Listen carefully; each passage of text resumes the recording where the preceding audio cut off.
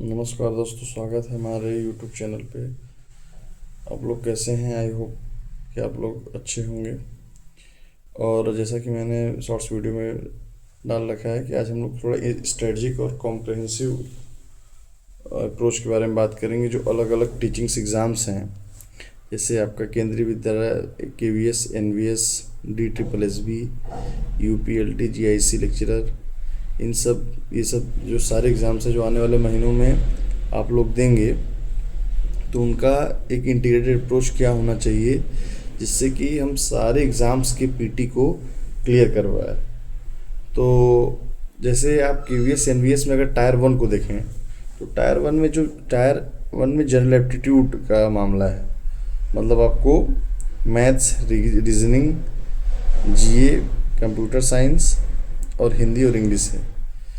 और DSSB में जाएं तो उसमें भी 100 क्वेश्चंस जो TGT के जो आते हैं, जो मैथ्स साइंस जितने भी जो TGT वाले विषय हैं, उसमें 100 क्वेश्चंस जनरल एप्टीट्यूड का केस होता है। तो उसमें भी 20-20 क्वेश्चंस इसी तरीके से आते हैं। 20 questions math, 20 questions reasoning, 20 question English, 20 question Hindi, 20 question GA, इस तरीके से आता है। आप लोग फॉर्म अप्लाई कर ही दिए होंगे DSSB का।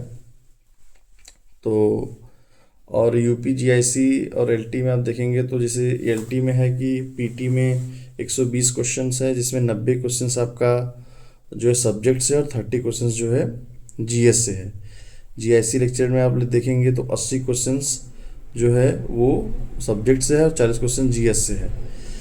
तो अब हम इन तीनों का एक इंटीग्रेटेड अप्रोच कैसे लेके चलेंगे? जैसे अभी आने वाले दिनों में मतलब 5, 6, 7 को LT का पेपर है, उसमें GS जो है 30 क्वेश्चंस आ रहा है। ठीक है, GS 30 क्वेश्चंस आ रहा है। तो अब GS का दोस्तों जो 30 क्वेश्चंस है, ये 30 क्वेश्चंस आप इस तरीके से तैयार करें कि ये 30 क्वेश्चंस आपको KVS NVS के जो 20 क्वेश्चंस है उसमें भी काम करे। आपका जो 20 क्वेश्चंस जो है GK का, जो कि DSSB में, उसमें भी काम करें। GIC लेक्चरर में 40 क्वेश्चंस आते हैं, उसमें भी काम करें। तो इस तरीके का अप्रोच लेके चलें। लेकिन इस टाइम जो है आपको, अगर आप LT का अगर तैयारी किए हुए हैं, अगर LT को आपको देना है अच्छे से, तो आप देखें कि लगभग में 75% जो वेटेज है वो वेटेज है विषय का। ठीक है, और 25% है वो है GS का।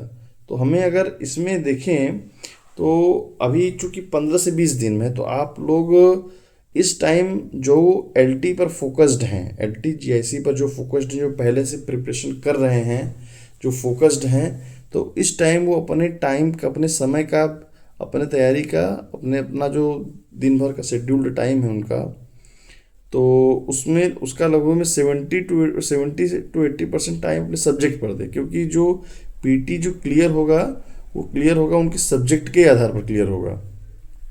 तो अगर वो सब्जेक्ट को क्लियर रखेंगे और GS को पढ़ें, GS को इस तरीके से पढ़ें, जैसे आप लूसेंट्स उठाएं तो लूसेंट्स में जो आपका मॉडर्न हिस्ट्री है, ठीक है, और जियोग्राफी है। जियोग्राफी में आप मैपिंग कर लें। जियोग्राफी में जैसे जो हिल्स है, हाँ, जो रिवर है, जो पासेस हैं, ठीक है, और जितने भी ट्राइबल्स कम्युनिटी है, पॉपुलेशंस वगैरह, जो बेसिक बेसिक इंफॉर्मेशंस है वो जो है कलेक्ट कर लें जो है लूसेंट से। और पॉलिटी पढ़ लें ना, इंडियन कॉन्स्टिट्यूशंस में जो बेसिक बेसिक इंफॉर्मेशन है वो कर लें। और थोड़ा बहुत UP के बारे में पढ़ लें, क्योंकि UP GIC में, LT में जो है UP के बारे में 1-2 क्वेश्चन आते हैं, तो आप थोड़ा बहुत वो अप्रोच ले सकते हैं।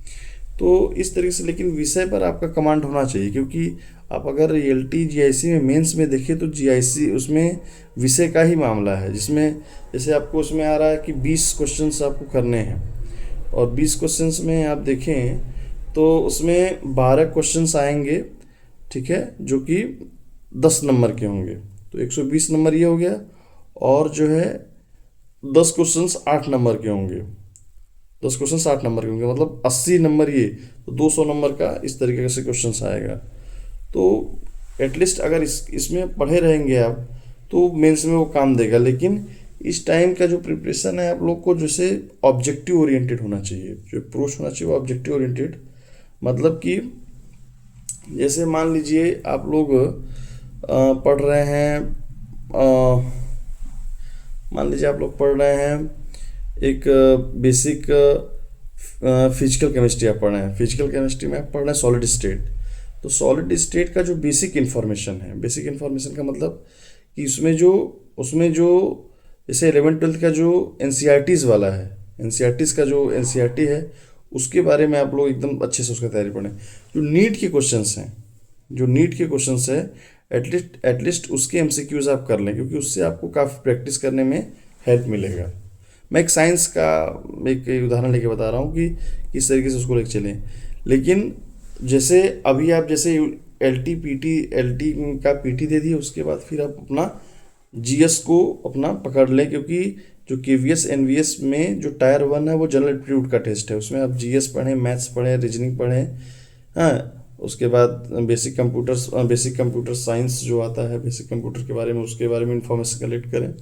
तो एक इंटीग्रेटेड अप्रोच का मतलब कि आप जब जैसे आप जीएस पढ़ रहे हैं तो दिमाग में रखें कि हमें आने वाले जो आगे की जो टीचिंग्स एग्ज़ाम्स हैं उसके बारे में उसके लिए हमें कैसे मेहनत करना है।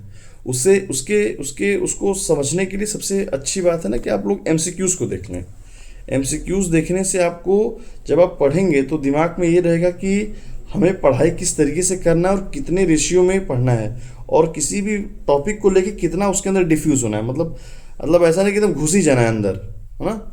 हमें उतना ही पढ़ना है जितना एग्ज़ाम्स की डिमांड है, जितना हमें ट्रेंड है, ठीक है। ये ऑलमोस्ट आप हर एग्ज़ाम में अप्लाई कर सकते हैं। तो अभी एलटी का एग्ज़ाम है तो एलटी में पर ही फोकस रखें, सब्जेक्ट्स को ज़्यादा से ज़्यादा पढ़ने का प्रयास करें, और जीएस भी पढ़ें, जीएस का बेसिक सारा कुछ पढ़ें, और यूट्यूब का आप लोग हेल्प ले सकते हैं। हाँ, करेंट अफेयर में आप लोग जैसे घटना चक्र मैगजीन हो गई, दृष्टि हो गई, ये जो बुक्स होती हैं इसके बारे में आप लोग जानते ही होंगे, ये करंट अफेयर्स के लिए यूज कर सकते हैं। तो इस तरीके से आप लोग चीज़ों को लेकर चल सकते हैं। एक दोस्तों इंटीग्रेटेड अप्रोच रखिए, क्योंकि दिक्कत ये है कि एग्ज़ाम्स देना ही है, हम लोग एग्ज़ाम्स को छोड़ नहीं सकते, इसलिए कि एग्ज़ाम्स रेगुलर वे में नहीं आता है कि हर साल हमें केवीएस एनवीएस का देना ही है, एलटी का देना ही है, जीआईसी का देना ही है। तो जब एग्ज़ाम आया है तो एग्ज़ाम को हमें देना पड़ेगा, ठीक है। और उसके लिए हम लोग तैयारी किस तरीके से कर रहे हैं, हम लोग स्ट्रेटजी किस तरीके से अपना रहे हैं, एक इंटीग्रेटेड अप्रोच किस तरीके से हो रहा है, ये हमारे पे डिपेंड करता है। हमारे चाहने वाले, हमारे जानने वाले ऐसे हैं जो कि सिविल सर्विसेज भी निकालते हैं और टेक्निकल एग्ज़ाम्स भी निकालते हैं, ठीक है। और कुछ हमारे दोस्त ऐसे हैं जो कि केवल जिस सेक्टर से उसी सेक्टर से एग्ज़ाम की तैयारी करते हैं, लेकिन उनका पीटी नहीं क्लियर हो पाता है। तो कहने का मतलब ये कि अप्रोच होना चाहिए आपका, एक कॉम्प्रहेंसिव, एक इंटीग्रेटेड अप्रोच होना चाहिए कि हमें कहाँ किन किन चीज़ों पे काम करना है, हमारी वीकनेस एरिया किस तरीके से है, उस पर हमें काम करना है, जिससे कि हम लोग जो भी एग्ज़ाम्स हैं उसको हम लोग क्लियर कर लें। जैसे आप एलटी आपने दे दिया, एलटी आप 6-7 को देख खाली हो गए, उसके बाद आप जो है केवीएस एनवीएस का जो पीटी है उसके लिए आप लोग लग जाए, क्योंकि जीआईसी और फिर उसके बाद जीआईसी का आपका एग्ज़ाम डेट अनाउंस नहीं हुआ है, लेकिन आने वाले दिनों में जल्दी अनाउंस हो जाएगा। तो आप उसमें भी आप उसके जब जैसे आप ये पढ़ते रहेंगे, आप जो है बेसिक एप्टीट्यूड टेस्ट पढ़ते रहेंगे, तो उसमें आपका जीएस वाला क्वेश्चन तैयार होता रहेगा। और विषय अपना जो है थोड़ा थोड़ा अपना देखते रहिए। जैसे बहुत लोग टीचर होंगे, पढ़ाते होंगे, तो उनका विषय पर बेसिक कमांड होगा, हाँ, उनका विषय पर बेसिक कमांड होगा, लेकिन बेसिक कमांड से काम नहीं चलेगा। चूँकि मेंस की तैयारी जो है अच्छे लेवल की, उसमें आप अगर सिलेबस को थोड़ा सा एनालाइज करें तो सिलेबस में अपना आपका यूजी पीजी पूरा एकदम कॉम्प्रहेंसिवली मिक्स्ड है। तो कहने का मतलब कि उसकी तैयारी थोड़ी सी डेप्थ ऑफ नॉलेज में होगी, तभी जाकर के वो चीज़ें क्लियर होंगी। तो इस तरीके से आप लोग प्लानिंग बनाए अपने हिसाब, आप खुद ही अपना वीकनेस और स्ट्रेंथ समझ रहे हैं, जान रहे हैं, तो आपके बारे में आपसे ज़्यादा कोई नहीं जान सकता। ये बात बिल्कुल फैक्ट है और सत्य है। तो इस तरीके से अलग अलग एग्ज़ाम्स, जिस भी एग्ज़ाम्स मैंने दिया है उसका 1 स्टेप या 2 स्टेप मैंने क्लियर किया है, तो उसका मैं समय समय पर जो स्ट्रेटजिक वीडियो है, जो अप्रोच है, वो मैं लाता रहूँगा। और चैनल को आप लाइक, सब्सक्राइब और शेयर कर दें, और बेल आइकन को दबा दें, और कमेंट करें। कमेंट करने से मुझे पता रहेगा कि मुझे किस एरिया में वीडियो बनाना है, कहाँ पे मुझे काम करना है, किस तरीके से हमें चीज़ों को आगे बढ़ाना है। चैनल को लाइक, सब्सक्राइब, शेयर करने के लिए धन्यवाद।